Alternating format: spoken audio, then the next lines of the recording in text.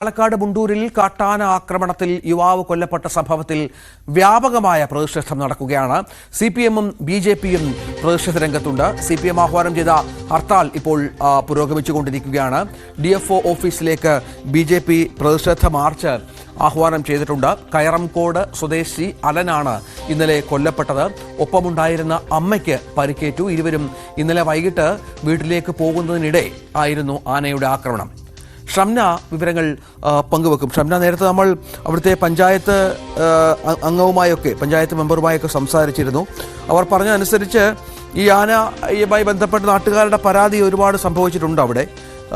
പക്ഷെ നടപടിയൊന്നും ഉണ്ടായില്ല. ആന നേരത്തെയും നാട്ടുകാരെ ശല്യപ്പെടുത്തുന്നുണ്ട്, ആക്രമണകാരിയാണ്. ഇവർ കടയിലേക്ക് പോയി മടങ്ങും വഴിയായിരുന്നു സംഭവം. മറ്റു വിവരങ്ങൾ എന്തൊക്കെയാണ് ഷംന?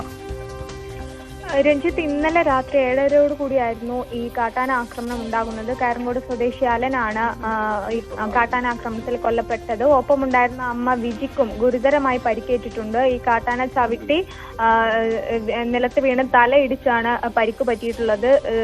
ഗുരുതര പരിക്കാണ്. ഇന്നലെ പാലക്കാട് ജില്ലാ ആശുപത്രിയിൽ പ്രവേശിച്ച ഇവരെ പിന്നീട് ഗുരുതരമായതിനെ തുടർന്ന് തൃശൂർ മെഡിക്കൽ കോളേജിലേക്ക് മാറ്റുകയായിരുന്നു.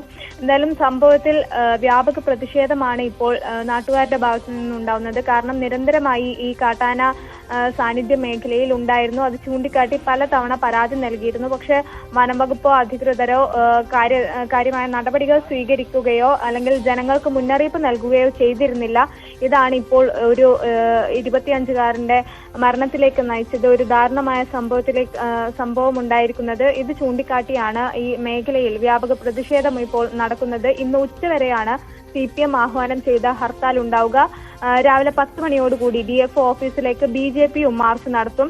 എന്തായാലും ഈ നാട്ടുകാർ നേരത്തെ സൂചിപ്പിച്ചതുപോലെ തന്നെ പലതവണയായി, കാരണം ഈ കാട്ടാന ആക്രമണം ഉണ്ടായ ഇന്നലെ, അതിനു മുമ്പ് കഴിഞ്ഞ 2 ആഴ്ചയോളമായി ഈ ആനയുടെ സാന്നിധ്യം സ്ഥിരമായി മേഖലയിൽ ഉണ്ടായിരുന്നു. അതിനു മുൻപും ഒരുപാട് നാളുകളായി മേഖലയിൽ കാട്ടാന സാന്നിധ്യം ഉണ്ടായിരുന്നു. കൃഷി അടക്കം വ്യാപകമായി നശിപ്പിക്കുന്നതിലേക്കൊക്കെ കാര്യങ്ങൾ നീങ്ങിയിരുന്നു. അന്നൊക്കെ അത് ചൂണ്ടിക്കാട്ടി തന്നെ പരാതി നൽകിയിരുന്നു. പക്ഷെ വേണ്ടത്ര നടപടി സ്വീകരിച്ചില്ല എന്നാണ് നാട്ടുകാരുടെ ആരോപണം.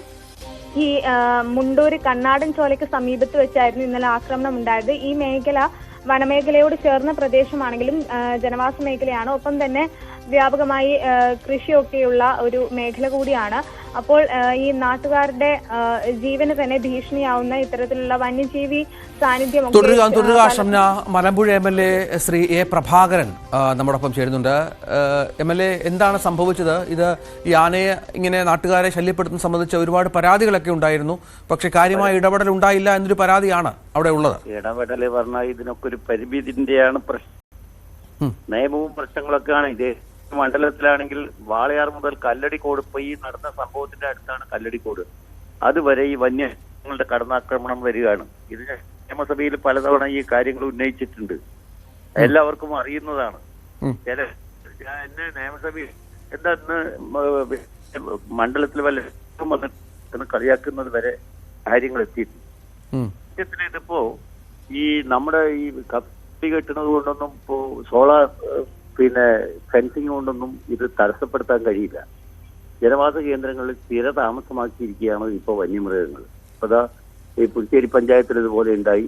ആ സ്കൂളിനകത്ത് വന്ന് അതിന്റെ എല്ലാ മധുരയിലെ പാർട്ടി കോൺഗ്രസ് എത്തുമ്പോഴാണ് ഈ വിവരം അറിഞ്ഞത്. ഉടൻ തന്നെ DFOനെ വിളിച്ചു. അപ്പൊ അദ്ദേഹം ആവശ്യമായ ഞങ്ങള് ഇനി ഒരു അപകടം കൂടി ഉണ്ടാകാനുള്ള മുൻകരുതൽ എടുക്കാതിരുന്നാൽ നാട്ടിൽ നമുക്ക് എന്ന് പറഞ്ഞ ഒരു കാര്യം നമ്മുടെ ഫോറസ്റ്റ് മിനിസ്റ്ററിയെ വിളിച്ച് സംസാരിച്ചിരുന്നു. അദ്ദേഹം വേണ്ടതൊക്കെ ചെയ്യാൻ ഈ ഫോറസ്റ്റിന്റെ മാത്രം സഹായം കൊണ്ട് കഴിയില്ല, ഞാൻ പോലീസിന്റെ സഹായവും കൂടി ആവശ്യപ്പെട്ടിട്ടുണ്ട് എന്നാണ് അദ്ദേഹം അറിയിച്ചത്. എന്തായാലും ഇതൊരു തീരാ ദുരന്തമായി മാറിക്കൊണ്ടിരിക്കുകയാണ് വന്യമൃഗങ്ങളുടെ ശല്യം. ഇതിനൊരു ശാശ്വതമായ പരിഹാരം കാണാൻ മനസമാധാനത്തോടു കൂടി ജനങ്ങൾക്ക് കിടന്നുറങ്ങാൻ പറ്റാത്തൊരു സ്ഥിതി ഉള്ളതാണ് എനിക്ക് പറയാനുള്ളത്. എന്തായാലും എന്നാൽ ആകുന്ന കാര്യം ഈ കാര്യത്തിൽ ഇടപെടും. ഇനിയിപ്പോ ആശുപത്രിക്ക് പോവുകയാണ്. അത് ഒന്ന് പോകണം. അമ്മയും ആശുപത്രിയിലാണ്. അപ്പോ ഒരു വല്ലാത്ത പ്രശ്നം ഇത് നാളെയും ഉണ്ടായിക്കൂടായികയില്ല. അപ്പൊ അതുകൊണ്ട് ഇത്തരം പ്രശ്നത്തിന് ഒരു പരിഹാരം കാണാൻ ആവശ്യമായ നടപടി കേന്ദ്ര ഗവൺമെന്റ് ആയാലും സംസ്ഥാന ഗവൺമെന്റിന്റെ പരിമിതി ഉണ്ട് എന്നുള്ളതാണ് നമ്മളൊക്കെ ഈ വിഷയം അവതരിപ്പിക്കുമ്പോൾ മറുപടി. എന്തായാലും ഇതൊരു വലിയ പ്രശ്നമായി മാറിക്കൊണ്ടിരിക്കും. ഞങ്ങള് എന്നുള്ളത് എന്തായാലും പോകാൻ നിൽക്കുകയാണ്. ശരി, MLA സ്ഥലത്തേക്ക് പോകാൻ നിൽക്കുകയാണ് എന്നുള്ളതാണ് ഏറ്റവും പ്രധാനപ്പെട്ട കാര്യം. ഏതായാലും വലിയ ദാരുണമായ സംഭവം ഉണ്ടായിരിക്കുന്നു. സമാനമായ ഒരുപാട് സംഭവങ്ങൾ റിപ്പോർട്ട് ചെയ്യപ്പെടുന്നുണ്ട്. നേരത്തെ ഷംന പറഞ്ഞതുപോലെ 12ഓളം മരണങ്ങൾ കാട്ടാന ആക്രമണത്തിൽ വിലപ്പെട്ട ജീവനുകൾ നഷ്ടപ്പെട്ടിട്ടുണ്ട് എന്നുള്ളതാണ്. ഈ MLA പറഞ്ഞതുപോലെ അപ്രതീക്ഷിതമായ സംഭവങ്ങളാണ്. നമുക്ക് ഒരിക്കലും കാട്ടാന ആക്രമണം അല്ലെങ്കിൽ വന്യജീവി ആക്രമണത്തെയൊക്കെ തടയുന്നതിനും മറ്റും പരിമിതികളുണ്ട് എന്നുള്ളത് യാഥാർത്ഥ്യമാണ്. നടപടികളൊക്കെ സ്വീകരിക്കുന്നുണ്ട്. പക്ഷേ ചില അനാസ്ഥകൾ സംഭവിക്കുന്നുണ്ട്. ഈ സ്ഥിരമായി ഇങ്ങനെ പരാതികൾ വന്നാൽ അല്ലെങ്കിൽ ഈ കാട്ടാനയൊക്കെ ജനവാസ മേഖലയിൽ വന്നാൽ അതിനെ തുരത്തുക എന്നൊരു കടമ വനം വകുപ്പിനുണ്ട്. ഷംന, അതിവിടെ സംഭവിച്ചില്ല എന്നുള്ളതാണോ? രഞ്ജിത്ത് നേരത്തെ സൂചിപ്പിച്ചതുപോലെ തന്നെ പല പരിമിതികൾ ഉണ്ടെങ്കിൽ പോലും ഈ കാട്ടാനയെ സ്ഥിരമായി ജനവാസ മേഖലയിൽ ഇറങ്ങുന്ന കാട്ടാനയെ തുരത്താനുള്ള നടപടികൾ സ്വീകരിക്കാമായിരുന്നു, അല്ലെങ്കിൽ ജനങ്ങൾക്ക് കൃത്യമായി ഇതിലൊരു മുന്നറിയിപ്പ് നൽകാമായിരുന്നു എന്നൊക്കെയാണ് ഇപ്പോൾ നാട്ടുകാരുടെ ആരോപണമുള്ളത്. കാരണം ഈ സ്ഥിരമായി മേഖലയിൽ കാട്ടാന ഉണ്ടെങ്കിൽ എന്തുകൊണ്ട് വനം വകുപ്പ് മുന്നറിയിപ്പ് നൽകിയില്ല എന്നാണ് ഈ നാട്ടുകാരുടെ ചോദ്യം. കാരണം ഇന്നലെ രാത്രി 7 മണിയോട് കൂടി കടയിൽ പോയി തിരിച്ച് വീട്ടിലേക്ക് വരുന്ന വഴിയാണ് ഈ അലനെയും അമ്മയെയും ഈ കാട്ടാന തുടരുക. ഇപ്പോൾ BJPയുടെ സംസ്ഥാന general secretary C Krishnakumar telephone ലൈനിലുണ്ട്. പാലക്കാടുകാരനാണ് അദ്ദേഹം. ശ്രീ കൃഷ്ണകുമാർ, ഇതിപ്പോൾ മുണ്ടൂരിലാണ് ഈ സംഭവം റിപ്പോർട്ട് ചെയ്യപ്പെട്ടിരിക്കുന്നത്. വ്യാപകമായി സംസ്ഥാനത്തുടനീളം ഇത്തരം പരാതികളുണ്ട്. വന്യജീവികൾ ജനവാസ മേഖലയിലേക്ക് വരുന്നു, വേണ്ടപ്പെട്ടവർ വേണ്ട ശ്രദ്ധ ചെലുത്തുന്നില്ല എന്നുള്ളതല്ലേ? തീർച്ചയായിട്ടും ഇത് കേരളത്തിൽ വ്യാപകമായിട്ട് മലയോര മേഖലകളിൽ വന്യമൃഗങ്ങളുടെ ആക്രമണമുണ്ട്.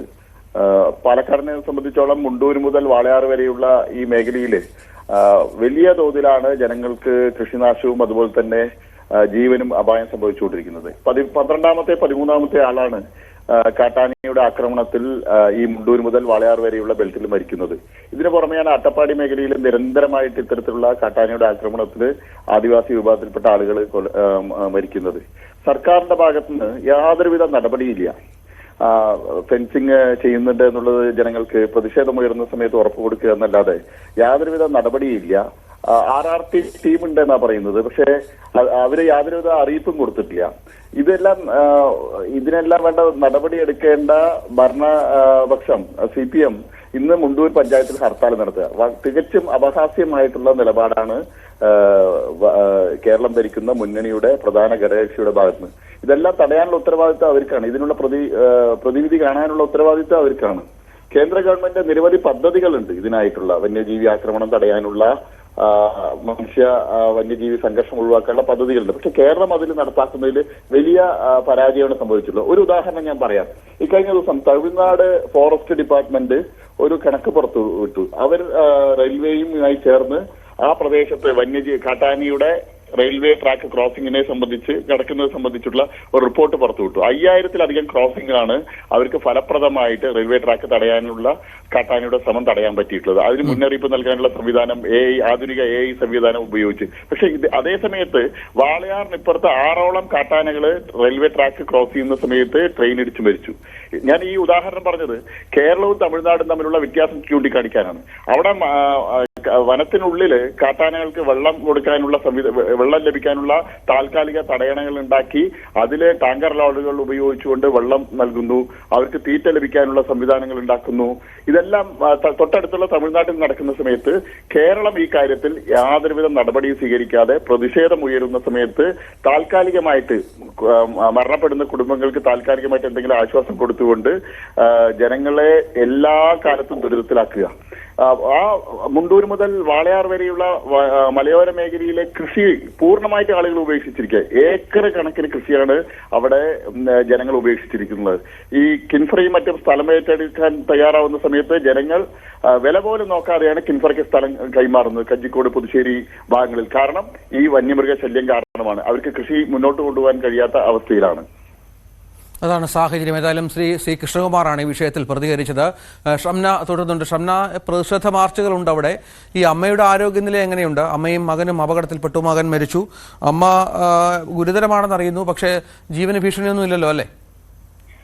രഞ്ജിത്ത്, കൂടുതൽ വിവരങ്ങളൊന്നും ലഭ്യമായിട്ടില്ല. എങ്കിലും ഗുരുതരമായ പരിക്കാണ് എന്ന് തന്നെയാണ് അറിയാൻ സാധിക്കുന്നത്. ഇന്നലെ ഈ പാലക്കാട് ജില്ലാ ആശുപത്രിയിലായിരുന്നു അമ്മ ഉണ്ടായിരുന്നത്. പിന്നീട് ഈ പരിക്ക് ഗുരുതരമായതിനെ തുടർന്നാണ് തൃശൂർ മെഡിക്കൽ കോളേജിലേക്ക് അമ്മയെ മാറ്റിയത്. അതായത് കാട്ടാനയുടെ ചവിട്ടേറ്റ് വീണ് തലയിൽ ഗുരുതരമായി പരിക്ക് പറ്റി എന്നാണ് അധികൃതർ വ്യക്തമാക്കിയത്. എന്തായാലും സംഭവത്തിൽ ഈ പ്രതിഷേധം കനക്കുന്നു എന്നത് തന്നെയാണ് എടുത്തു പറയേണ്ടത്. ഒപ്പം ഇത് CPM-ന്റെ പഞ്ചായത്താണ്. അവിടെയാണ് ഇപ്പോൾ CPM തന്നെ പ്രതിഷേധത്തിന് ഇറങ്ങുന്നത് എന്ന ഒരു കാഴ്ച കൂടിയുണ്ട്. കാരണം ഈ കാട്ടാന ആക്രമണത്തിൽ നേരത്തെ സൂചിപ്പിച്ചതുപോലെ 12ഓളം മരണങ്ങളാണ് ഇതുവരെ സംഭവിച്ചത്. അപ്പോൾ ഇനിയൊരു സംഭവം, ഇനിയൊരു ദാരുണമായ സംഭവം ഉണ്ടാവാതിരിക്കാൻ, ഒരു ജീവൻ കൂടി നഷ്ടപ്പെടാതിരിക്കാൻ വേണ്ട കരുതലുകൾ എടുക്കുക എന്നത് മാത്രമാണ് ഇപ്പോൾ ജനങ്ങൾക്ക് മുന്നിലുള്ള കാര്യം.